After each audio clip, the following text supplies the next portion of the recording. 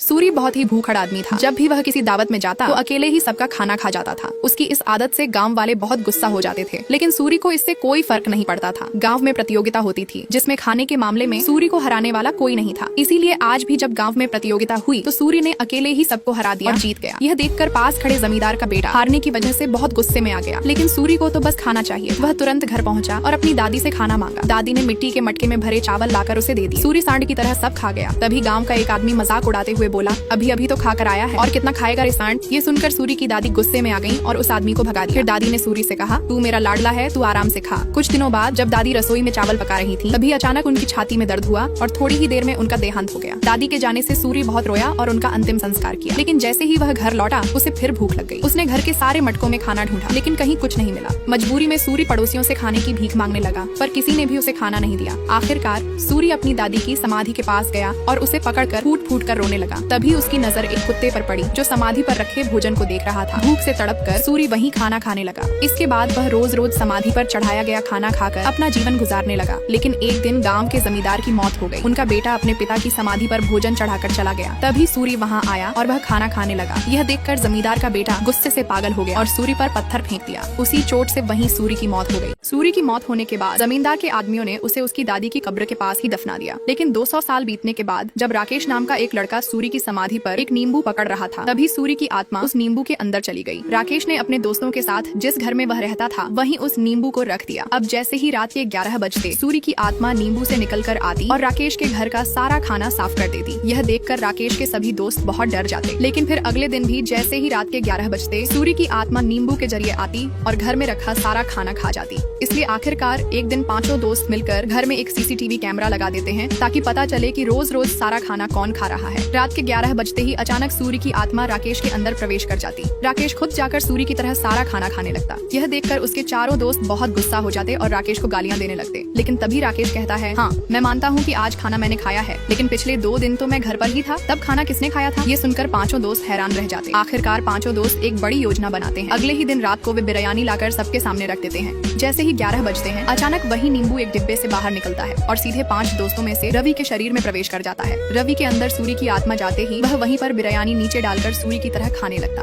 उसे इस तरह खाते देखकर बाकी चारों दोस्त पूरी तरह डर जाते। अब सूरी की आत्मा रात के 11 बजे रोज किसी न किसी के शरीर में चली जाती और फिर पांचों दोस्तों के घर में जो कुछ भी रहता वो अकेले ही सब खा लेती। इसलिए पांचों दोस्त सूरी की आत्मा से बचने के लिए एक साधु बाबा के पास जाते हैं। पर साधु बाबा पांचों को बार बार सिर्फ एक ही बात कहते रहते हैं, जब मेहमान घर पर आए तो उनकी अच्छी तरह से खातिरदारी करना। ये सुनकर पांचों दोस्त बहुत गुस्से में आ जाते हैं। इसी गुस्से में आखिरकार प्रनोद ने उस नींबू को घर से बाहर फेंकने का निर्णय किया। वह नींबू एक डिब्बे में डालकर सीधे शहर के किनारे फेंक देता है ताकि सूरी की आत्मा वापस न आ सके। बाकी दोस्त खुशी में मस्त होकर चिकन करी बनाते हैं। जब प्रनोद ने नींबू फेंककर वापसी में गाड़ी स्टार्ट की तो अचानक वह नींबू चलते चलते उसकी गाड़ी के पीछे हो गया, पर प्रनोद को कुछ भी पता नहीं चलता। जैसे ही प्रनोद अपने कमरे में आता है वही नींबू चारों दोस्तों के सामने अचानक जाग उठती है और सूरी की आत्मा सीधे नींबू के अंदर आ जाती है। चारों दोस्त घबरा जाते हैं और प्रनोद भी नींबू देखकर डर जाता है। तभी राजू बहुत गुस्से में नींबू को सीधे घर से बाहर फेंक देता है और तुरंत घर। अब सूरी की आत्मा मर चुके बूढ़े के अंदर घुसकर सीधे 5 दोस्तों के घर चली जाती है और उनके लिए बनाया हुआ खाना बूढ़ा अकेले ही सब खा जाता है। फिर बूढ़ा खाना खाकर हाथ धोकर अपनी जगह पर जाकर सो जाता है। लेकिन तभी सूरी की आत्मा फिर से नींबू के अंदर जाकर वापस उसी 5 दोस्तों के घर चली आती है, जिससे वे घबराकर फिर से साधु बाबा जी के पास जाते हैं और सूरी की भूखी आत्मा से बचने की बात कहते हैं। तब साधु बाबा जी उनसे पूछते हैं कि आखिर क्या हुआ था। पांचों दोस्त सच बताते हैं कि पहले वे बहुत गरीब थे, इसलिए कुछ पैसे कमाने के लिए उन्होंने एक YouTube चैनल बनाया और भूतहा महलों में जाकर डरावनी वीडियो बनाकर अपलोड कर पैसे कमाने की सोची थी।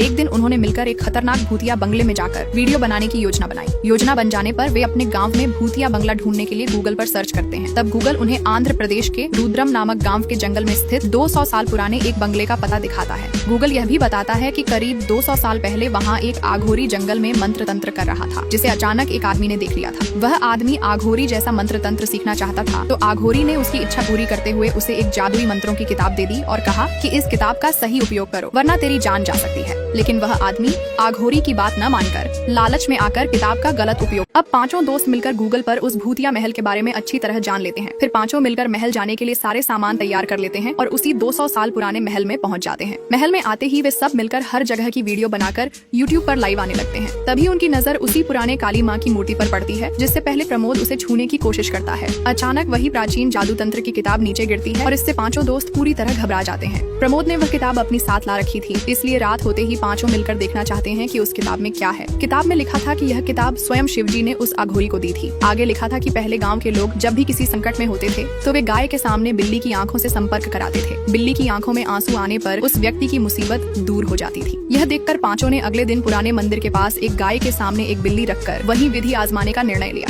लेकिन काफी देर तक रखने पर भी बिल्ली की आंखों में आंसू नहीं आए और पांचों उदास हो गए। फिर भी उन्होंने हार नहीं मानी। रात को किताब से एक और मंत्र पढ़ते हैं जिसमें लिखा था कि कोई व्यक्ति यदि रात में श्मशान में जाकर एक नींबू पकड़े हुए उस मंत्र का 8008 बार जाप करे तो उसकी मनोकामना पूरी हो जाएगी। यह जानकर पांचों ने सचमुच रात में गांव के श्मशान में जाना तय किया। वहाँ रवि ने किताब खोलकर एक नींबू पकड़ा और वही मंत्र 8008 बार जपना शुरू कर दिया। धीरे धीरे जैसे सवेरे हुई, गाँव वाले उन्हें काला जादू करते हुए देख लेते हैं और गुस्से में आकर पांचों को पीट कर भगा देते हैं। नेक्स्ट पार्ट के लिए लाइक और कमेंट करें।